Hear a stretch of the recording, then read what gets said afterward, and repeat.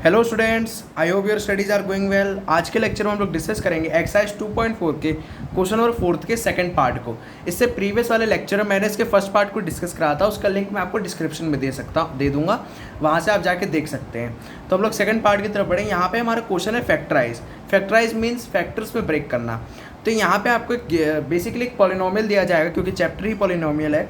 तो यहाँ पे एक पॉलिनोमियल दिया जाएगा और फिर हमसे बोला जाएगा कि इस पॉलिनोमियल को अब आप फैक्टराइज करें। तो फैक्टराइज करने के लिए यहाँ पे आपको ध्यान रखना है कि आपको ये जो पॉलिनोमियल ये क्वाड्रेटिक इक्वेशन है, ये आपने 8th क्लास में ही पढ़ा था। तो इसके ऊपर हम लोग पहले इसको फैक्टराइज करने के कुछ स्टेप्स होते हैं। सबसे फर्स्ट स्टेप इसमें जो होता है वो होता है एक्स स्क्वायर के कोफिशिएंट और कांस्टेंट टर्म का आपस में मल्टीप्लाई। अब एक्स स्क्वायर का कोफिशिएंट ये क्या होता है? एक्स स्क्वायर का कोफिशिएंट ये आपने लोअर क्लासेस में पढ़ा था। कोफिशिएंट की बात की जाती है तो वेरिएबल के आगे लगा होने वाला न्यूमेरिकल वैल्यू को हम कोफिशिएंट कहते हैं। अब जैसे मैं यहाँ पे बोल रहा हूँ एक्स स्क्वायर का कोफिशिएंट, तो आप अपनी स्क्रीन पे देखिए एक्स स्क्वायर का कोफिशिएंट यानी कि 2, ये आपकी न्यूमेरिकल वैल्यू है। 2 एक न्यूमेरिकल वैल्यू, एक कांस्टेंट टर्म है। तो ये मतलब सॉरी, ऐसे तो कांस्टेंट टर्म है, लेकिन वेरिएबल लगने के बाद वेरिएबल टर्म बन जाता है। तो एक्स स्क्वायर का कोफिशिएंट मतलब 2 और कांस्टेंट टर्म हम उसे कहते हैं जिसके आगे कोई वेरिएबल नहीं होता, जो है 3।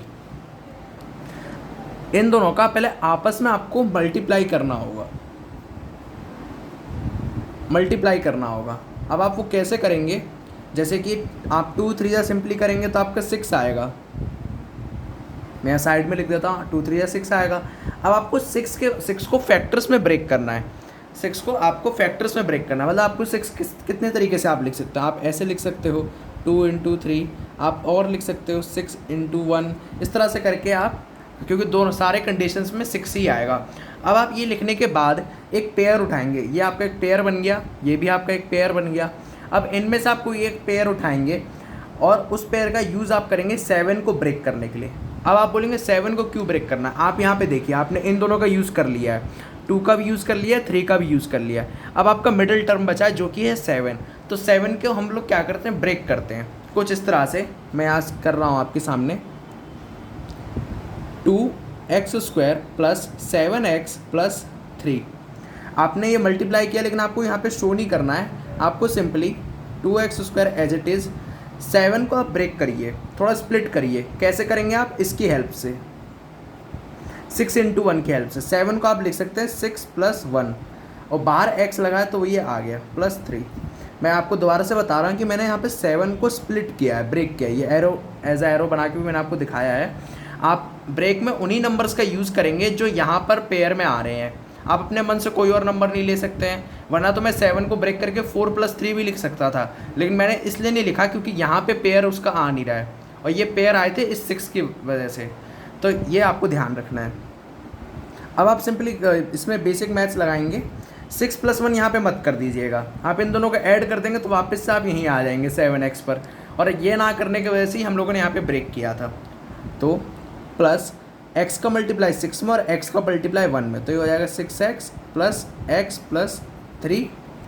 अब आप इसमें कॉमन लीजिए 2x² और 6x। पहले आप ये देखेंगे 2 की टेबल में 6 आता है तो आप 2 कॉमन ले सकते हैं, और x² और x की पावर 1 में से एक x आप कॉमन ले सकते हैं। अब आपके पास ब्रैकेट लगा दीजिए, अंदर बचेगा x² में से एक x बाहर निकल गया तो बचेगा x, सिर्फ सिंगल x, प्लस 6 में से 2 बाहर निकल गया तो बचेगा आप पे 3, और ये वाला x तो आपने ऑलरेडी यहाँ पे बाहर निकाल रखा है। बस इतना आप यहाँ पे करके छोड़ देंगे। फिर x और 3 में से क्या कॉमन लेंगे?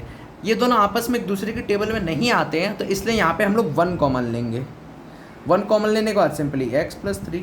अब आप देख सकते हैं x + 3 ये पूरा टर्म और ये x + 3 पूरा टर्म, ये दोनों कॉमन आ जाएंगे, तो इनको एक जगह पे लिख लीजिए x + 3, और बचा क्या? 2x + 1, तो इनको एक ब्रैकेट में लिख लीजिए। तो इस तरह से आप इनको फैक्टर्स में ब्रेक करेंगे।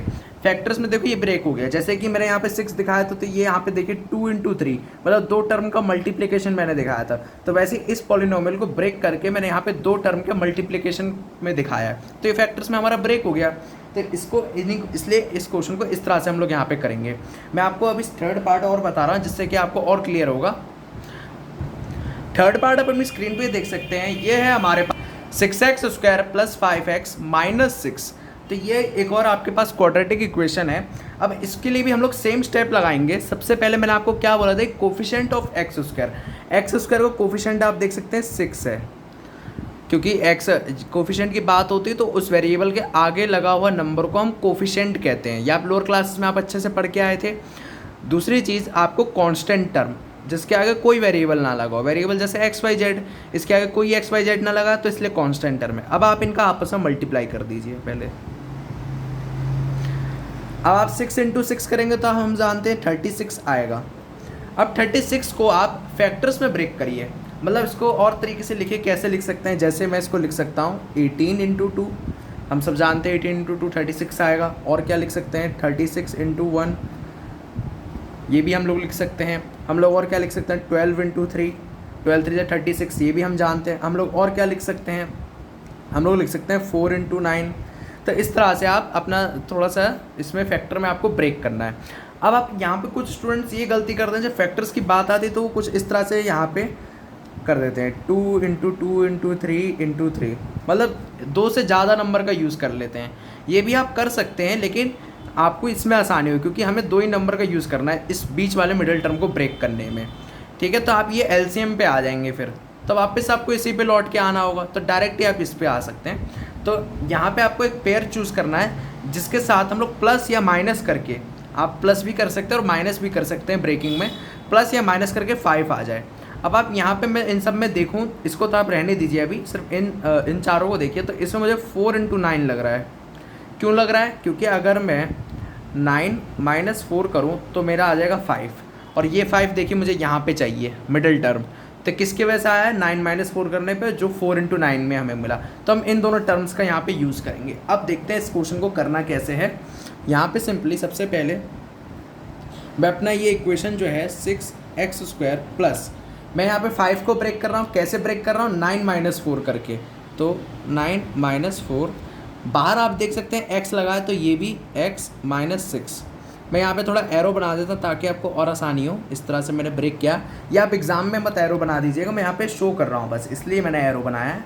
अब आप यहाँ पे 6x² प्लस, यहाँ पे आप सिंपल आप मल्टीप्लाई करेंगे, जैसे x का मल्टीप्लाई 9 में और x का मल्टीप्लाई -4 में। तो x का मल्टीप्लाई 9 में करने से 9x और -4x -6। अब आप इनमें से कॉमन लीजिए, 6x² और 9x दोनों ही 3 की टेबल में आते हैं, तो आप इसमें से 3 कॉमन ले लीजिए। साथ में x² और सिंगल x है तो x की पावर 1 है, तो आप इसमें से x की पावर 1 कॉमन ले लीजिए। अब आपके पास बचेगा क्या, 3 × 2 = 6, तो अंदर 2 और 1x, क्योंकि x × x x² प्लस 3 × 3 = 9। ये सिंगल x तो यहाँ आ गया, तो अब अंदर कुछ रहेगा नहीं। अब यहाँ पे आप कॉमन लीजिए, सबसे पहले माइनस साइन कॉमन लीजिए क्योंकि पहले माइनस साइन पड़ रहा है। फिर उसके बाद 4 और 6 में से आप 2 कॉमन ले सकते हैं। क्यों, क्योंकि 2 देखिए 2 की टेबल में 4 भी आता है, 2 की टेबल में 3 भी आता है। तो मैं यहाँ पे 2 कॉमन ले लेता हूँ और बचेगा क्या, 2x ये +3। प्लस इसलिए आए क्योंकि जब 2 का अंदर आप मल्टीप्लाई करेंगे तो आप -2 का अंदर मल्टीप्लाई करने में -6 वापस से आ जाएगा। और हाँ, इसमें एक चीज़ आपको और ध्यान रखनी कि आपका हमेशा 100% सारे क्वेश्चंस में ये वाली टर्म और ये वाली टर्म बिल्कुल सेम आएगी एज इट इज़, बिल्कुल दोनों में कोई फ़र्क नहीं होगा, ना साइन का भी कोई डिफरेंस नहीं होगा, ना नंबर का डिफरेंस होगा। अगर ये आपकी ना ये दोनों में से अगर थोड़ा डिफरेंस आता है तो मतलब आपने पीछे कहीं मिस्टेक की है, तो उस मिस्टेक को आप सही करने के लिए फिर कोशिश करिएगा। तो अभी मैं आपको बता दे रहा कि सारे क्वेश्चंस में ये दोनों हमेशा सेम आते हैं। अब इनको आप कॉमन ले लीजिए, 2x + 3। अब बचा क्या, 3x और -2, तो इनको एक ब्रैकेट में लिख लीजिए। तो इस तरह से आप इसका फाइनल आंसर निकालेंगे। आपने दिखा दिया कैसे इसको फैक्टर्स में आपने ब्रेक किया है। ये सब आपने 8th क्लास में भी अच्छे से पढ़ा था, ये सब आपको प्रैक्टिस से आएंगे। तो जितनी ज़्यादा प्रैक्टिस करेंगे उनसे आपको ज़्यादा हेल्प मिलेगी। नेक्स्ट क्वेश्चन में बढ़ने से पहले चैनल को सब्सक्राइब जरूर कर लीजिएगा। तो अब हम लोग बढ़ते हैं 4th पार्ट की तरफ। 4th पार्ट आप अपनी स्क्रीन पे देख सकते हैं, 3x² - x - 4। यहाँ पे भी first step coefficient of x² और कांस्टेंट टर्म का multiply, coefficient of x² 3, constant term 4। अब आप इन दोनों का आपस में मल्टीप्लाई कर दीजिए। तो मैं यहाँ 3 4 डायरेक्ट कर दे रहा हूँ, 3 4 12 आएगा आपका, आप जानते हैं। अब आप 12 को ब्रेक करिए, 12 को मतलब ब्रेक करिए, मतलब आप इनको 12 के फैक्टर्स में आप इनको डिवाइड करिए। जैसे कि मैं यहाँ पे इसको सिंपली 3 × 4 ही लिख देता हूँ या 4 × 3 लिख देता हूँ। बस इतना ही सफिशेंट है मेरे लिए, क्योंकि मुझे यहाँ पे अगर x लिखा है, देखिए सिंगल x लिखा है, इसके आगे कोई नंबर नहीं है, तो इसका मतलब यहाँ पे क्या होगा, यहाँ पे 1 होगा। आप सब जानते हैं इसके आगे 1 होगा, ठीक है। तो यहाँ पे आपको 1 चाहिए, तो 1 कैसे ला सकते हैं आप, इसी का यूज़ कर दीजिए। 4 × 3 को लिख दीजिए 4 - 3, तो ये आपका आ जाएगा 1। तो बस ये सिंपल स्टेप था। तो मैं यहाँ पे अब इक्वेशन ले लेता हूँ अपना, ये है मेरी इक्वेशन 3x² - x - 4, ये आपकी इक्वेशन है। अब आप इसमें आगे 1 है, तो इसका 1 को ब्रेक करिए थोड़ा सा, माइनस साइन बाहर, ये माइनस साइन है तो ये भी पहले बाहर लगा रहा, तो 4 - 3 1 को ब्रेक कर रहे हैं, इसलिए x, ये x है -4, मैं यहाँ 1 लिख देता हूँ, थोड़ा आपको आसानी होगी। अब आप देख सकते हैं कि 1 को मैंने कैसे ब्रेक किया है, कुछ इस तरह से। तो 3x² माइनस का मल्टीप्लाई दोनों डिजिट्स में तो हो जाएगा -4, और x का मल्टीप्लाई भी दोनों डिजिट्स में, तो x, minus into minus plus 3 × x 3x -4।